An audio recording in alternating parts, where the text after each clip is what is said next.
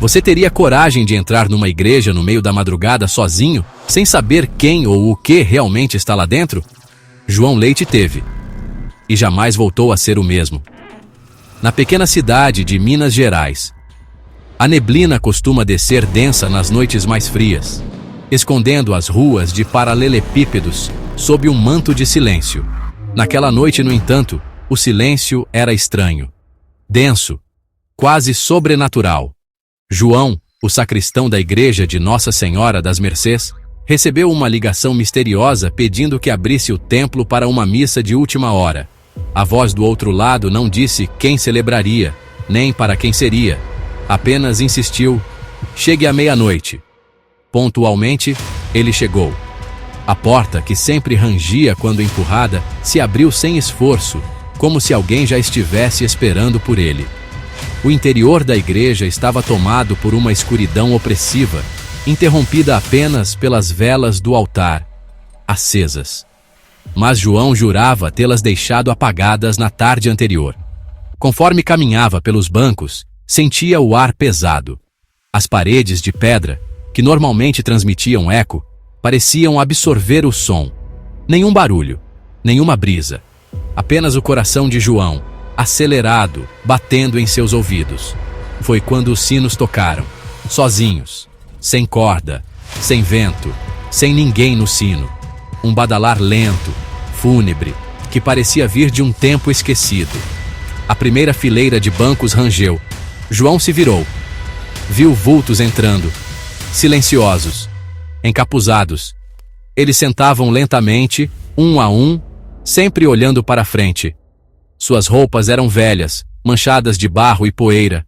João pensou ser uma encenação de Semana Santa, até ver um rosto, ou melhor, a ausência dele. Sob o capuz, havia apenas um crânio seco, com cavidades oculares vazias que pareciam fitá-lo diretamente. O pânico subiu pela espinha de João como gelo líquido, mas ele não conseguia se mover. Era como se seus pés tivessem sido cravados ao chão. A atmosfera o mantinha preso, não por força, mas por algo mais profundo, espiritual. Então, o padre apareceu. Caminhou calmamente até o altar, usando uma batina negra como breu. Seu rosto era pálido demais, seus olhos fundos demais, e sua voz, quando falou, soava como um trovão distante, ressoando de dentro das paredes. Iniciemos a missa dos esquecidos. Os fiéis mortos murmuraram em uníssono. Suas vozes eram roucas, secas, como se o próprio tempo tivesse arrancado delas a vida. A liturgia era distorcida, cada oração carregada de dor, desespero e arrependimento. Na hora da consagração, algo ainda mais bizarro aconteceu. Os esqueletos se levantaram em fila, caminhando até o altar.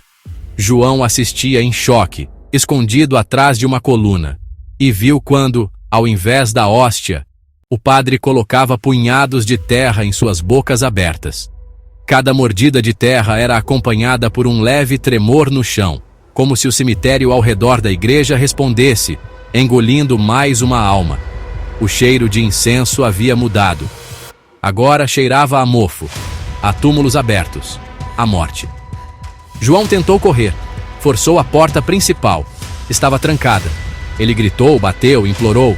Nada. Quando se virou, todos os mortos estavam de pé, voltados para ele.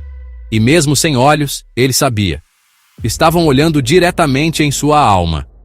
"Fique conosco!" murmuraram em coro, suas vozes se misturando em um sussurro gélido que parecia vir do fundo da terra. João desmaiou, o terror esmagando seu peito, a sanidade fugindo pelos poros. Na manhã seguinte foi encontrado deitado no primeiro banco da igreja, sozinho, nenhum sinal de missa, nenhum crânio, mas pegadas, centenas delas, entrando, nenhuma saindo. Desde aquele dia, João abandonou a função. Viveu recluso, repetindo uma única frase para quem o questionava: "A missa é real.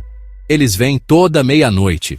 Dizem que, até hoje, os sinos tocam sozinhos, e quem ousa passar em frente à igreja de madrugada pode ouvir rezas, rezas que não pertencem mais ao mundo dos vivos.